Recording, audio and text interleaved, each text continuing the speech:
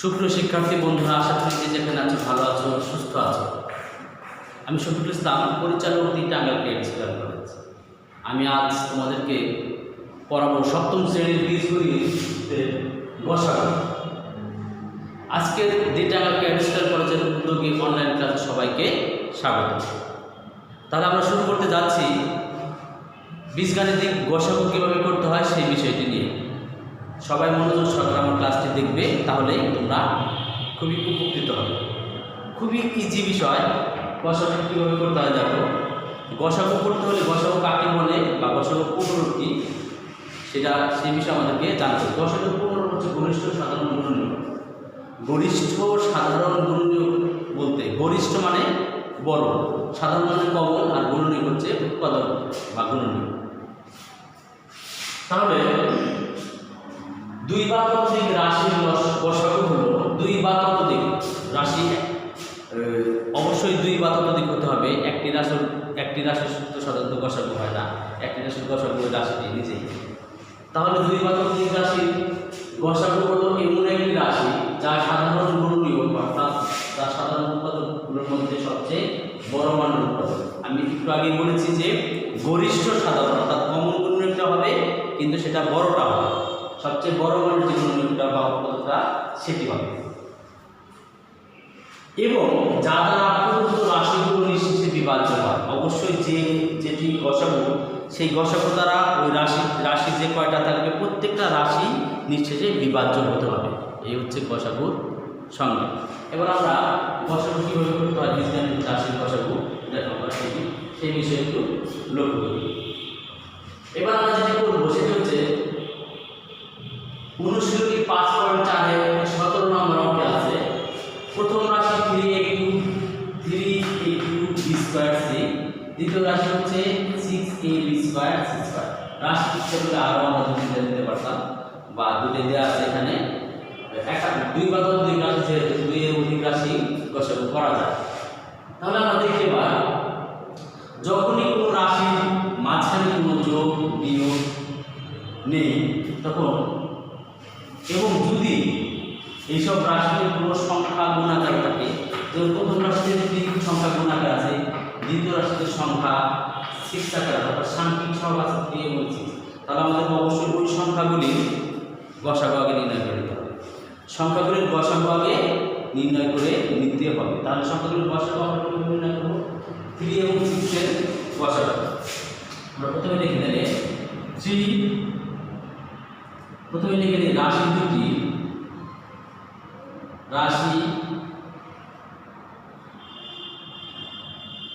রাশি দুইটি সাংখ্যিক সহগ।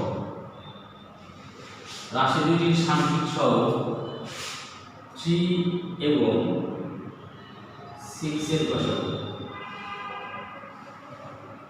6 এর গসাগু সমান, আমরা সরাসরি এখানে 3 এবং 6 এর গসাগু হচ্ছে 3। গসাগু বের করার নিয়মটা আমি এখানে একটু দেখে দিচ্ছি। দুটি রাশি হলে আমরা একে ভাগ করব 3 দ্বারা, 3 গুণে 6। এখানে নিঃশেষে বিভাজনের যে ভাজক দ্বারা নিঃশেষে বিভাজ্য হবে সেটি হচ্ছে গসাগু। এবার রাশি দুটির গসাগু, রাশি দুটির সাংখ্যিক সহগের গসাগু বের করলাম আমরা। রাশি দুটির সাংখ্যিক সহগ 3 এবং 6 এর গসাগু বের করেছি। এবার আমরা রাশি দুটির গসাগু বের করব। রাশি দুটি রাশি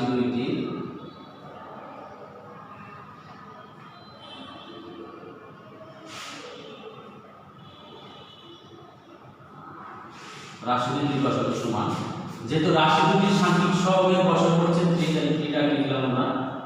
তারপরে আমরা বলেছি সাধারণ অর্থাৎ কমন, এখানে প্রত্যেকটাই গুণনীয়ক। এখানে a একটা গুণনীয়ক, b একটা গুণনীয়ক, c একটা গুণনীয়ক, যেহেতু মাঝখানে কোনো প্লাস কিংবা মাইনাস নেই, সুতরাং এখানে প্রত্যেকটি একটা গুণনীয়ক। a গুণনীয়ক, b গুণনীয়ক, c গুণনীয়ক। এখানে a গুণনীয়ক, b গুণনীয়ক, c গুণনীয়ক। কিন্তু আমরা দেখব কোনটি কমন আছে, যেটা রাশির মধ্যে কোনটি কমন আছে। কমন এখানে আছে এ কমন আছে, এখানে বি আছে, এখানেও বি আছে, এখানেও বি আছে, এখানেও সি আছে, এখানেও সি আছে। তাহলে আমরা দেখব যে এই কমনের মধ্যেও যে রাশিতে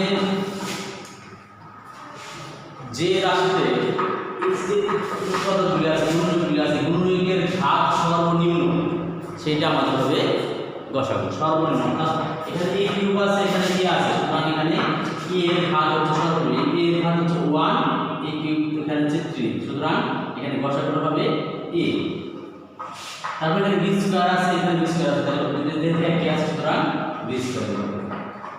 এখানে আছে সি, এখানে আছে সি কিউব, আমরা আবার মনে করি C C square, C C square, তাহলে আমরা যেটা ঘাত কম আছে অর্থাৎ পাওয়ার যেটা কম আছে সেটা হচ্ছে, সুতরাং এখানে সি হবে। এই হচ্ছে মাঝখানে কোনো রাশির মাঝখানে যদি একাধিক পদ না থাকে, অর্থাৎ এখানে তো একই পদ 3a cube b square c, পদ আলাদা হয় কখন, যখন আমরা মাঝখানে প্লাস চিহ্ন দিয়ে একটা রাশি লিখব তখন সেটা উৎপাদক বিশ্লেষণ করতে হয়, তারপর গুণনীয়ক বের করে নিতে হয়। এখানে যে গুণনীয়কগুলি আলাদা করা আছে সেক্ষেত্রে আমরা এইভাবে গসাগু করতে পারি। এবার তোমরা দেখো যে যে রাশিগুলোতে পদ আলাদা আছে এবং উৎপাদক বিশ্লেষণ করে নিতে হয় সেগুলোর গসাগু কিভাবে করতে হয় সেটি তোমাদের দেখাবার চেষ্টা করবে।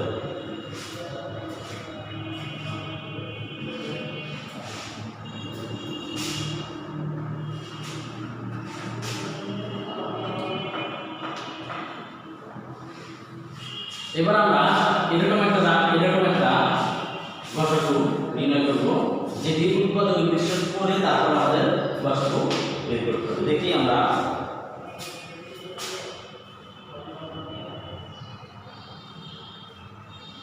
পঁচিশ নম্বর দেখো,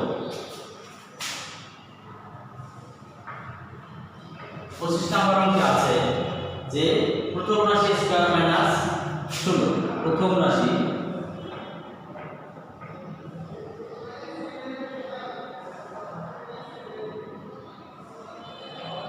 স্কয়ার মাইনাস 16,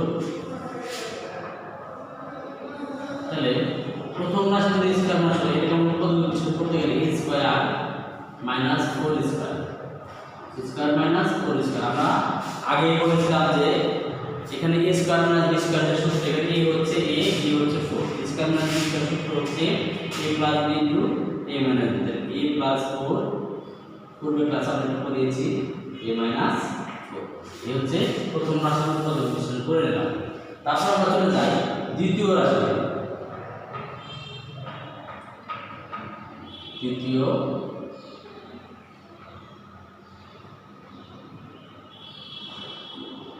দ্বিতীয় রাশিতে কি আছে? দ্বিতীয় রাশিতে আছে 3a প্লাস 12, 3a প্লাস 12। গত ক্লাসে আমি উৎপাদক বিশ্লেষণ তোমাদের পড়িয়েছি, যার কারণে উৎপাদক বিশ্লেষণ কিভাবে করতে হয় তোমরা খুব ভালোভাবেই শিখে নিয়েছো আশা করি। তাহলে উৎপাদক বিশ্লেষণ করতে গেলে এখানে প্রথমে দেখতে হবে যে কমন যায় কিনা। কমন যদি না যায়, যেহেতু পূর্বের অঙ্কটা কমন যায় না দেখতে পেয়েছি, এখানে দেখবো আমরা কমন যায় কিনা। কমন নিতে গেলে আমরা কি লিখতে পারি, এখানে 3a প্লাস 3 ইনটু 4, 12 এর লিখতে পারি 3 ইনটু 4। তাহলে এখানে দেখো এখানে 3 আছে, এখানেও 3 আছে, এখানে 3 এখানে 3 আমরা 3 কমন নিতে পারি। এই কমনে থাকবে কি a, এটা থাকবে প্লাস 4। আমি আবার দেখাচ্ছি, এখানে ছিল কি 3a আর এখানে ছিল 3 ইনটু 4। তাহলে আমরা যদি এই 3টা কমন নেই, 3টা কমন নিলাম, থাকবে কি a প্লাস 4। এই হচ্ছে আমার দ্বিতীয় রাশির উৎপাদকে বিশ্লেষণ। এবার আমরা চলে যাই তৃতীয় রাশি। তৃতীয় রাশিতে কি আছে দেখি। তৃতীয় রাশিতে আছে a square plus 5a plus 4, a square plus 5a plus 4। দেখি a square plus 5a plus 4। তা আমরা এই ধরনের অঙ্কে দেখব, যে কমন যায় না। তিনটি পদ এখানে আছে, সুতরাং এখানে কমন নেওয়া যাবে না। তারপরে সূত্রে পড়ে কিনা, এখানে সূত্রে পড়লে সূত্র যদি করতে যাই a স্কয়ার প্লাস 2ab, এরকম যদি আমরা করি a স্কয়ার প্লাস 2a মানে a মানে a b মানে 2 প্লাস b স্কয়ার মানে 2 স্কয়ার, তাহলে আমরা এখানে যেটা হবে 4a হবে, আস্তে আস্তে 5 সুতরাং এটা আমরা কি সূত্রে ফেলতে পারবো না। তাহলে কি করব, মিডল টার্ম, আমাদের মিডল টার্ম শিখিয়েছে এর আগে উৎপাদক বিশ্লেষণের মধ্যে মিডল টার্ম ছিল, সেই মিডল টার্ম আমরা করব। মিডল টার্ম কি করব, এখানে a স্কয়ারের সাংখ্যিক সহগ হচ্ছে 1 আর এখানে শেষের যে পদ আছে সেই পদে সংখ্যা আছে 4, এই দুটি দিয়ে আমরা মিডল টার্ম করব। তাহলে দুইটা যদি দেই এখানে 1 2, তাহলে কত হবে 2 দুগুণে 2 গুণন 2 ইকুয়াল টু 4 আর 4 হচ্ছে 1, তাহলে 4 এর 4 এর সাথে 1 যোগ করলে 5 হয়, আমরা মিডটার্মটা হয়ে যাবে। তাহলে আমরা কি করব, a square plus 4a plus a plus 4, এটা থেকে আমরা এখানে এটা থেকে এটা লিখতে পারি a into a plus 4 into a, অর্থাৎ a ইনটু 4 লিখব। তারপর কি আছে plus 1 into a plus 1 into a plus 4, 1 to 4 লিখলাম এখানে, 1 টু 4 লিখলাম। ওদের বোঝানোর জন্য একেবারে সহজ করে দেওয়ার জন্য আমি এগুলো ভেঙে ভেঙে লেখার চেষ্টা করলাম। দেখো এখানে কমন কি আছে, a আছে, এখানে কমন a আছে, তাহলে আমরা এটা কমন নিলে থাকবে কি a প্লাস 4, তারপর প্লাস এখানে 1 আছে, এখানে 1 আছে, 1টা কমন নিলে আমরা থাকবে কি a প্লাস 4। আমি আগে বলেছি যে এখানে আবার a প্লাস 4 একই জিনিস, a প্লাস 4 আমার কমন যায়, a প্লাস 4 কমন থাকবে হচ্ছে এখানে থাকবে, এখানে 1 থাকবে, এই হচ্ছে a, এখানে 1, তাহলে এই হচ্ছে আমার তৃতীয় রাশির উৎপাদকের বিশ্লেষণ। তৃতীয় রাশির উৎপাদক আমরা করে ফেলছি, এবার আমরা যেটা করব সেটা হচ্ছে গসাগু বের করব। কিভাবে গসাগু বের করব, গসাগুর সংখ্যা থেকে আমরা গসাগুটা বের করব, গসাগুর সংখ্যা থেকে আমরা বের করতে হবে।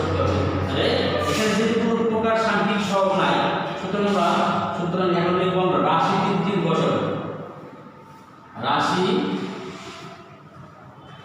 তিনটি গসাগু। রাশি তিনটির গসাগু কি হবে, আমরা বলেছিলাম যে 2 বা ততোধিক রাশি গসাগু হলো এমন একটি রাশি যা সাধারণ গুণনীয়কগুলোর মধ্যে সবচেয়ে বড় এবং যা দ্বারা প্রদত্ত রাশিগুলো নিঃশেষে বিভাজ্য। তাহলে আমরা দেখব যে সাধারণ গুণনীয়ক কোথায় আছে, সাধারণ গুণনীয়ক হচ্ছে কমন, তিনটার মধ্যেই এখানে রাশি আছে, প্রথম রাশি, দ্বিতীয় রাশি, তৃতীয় রাশি।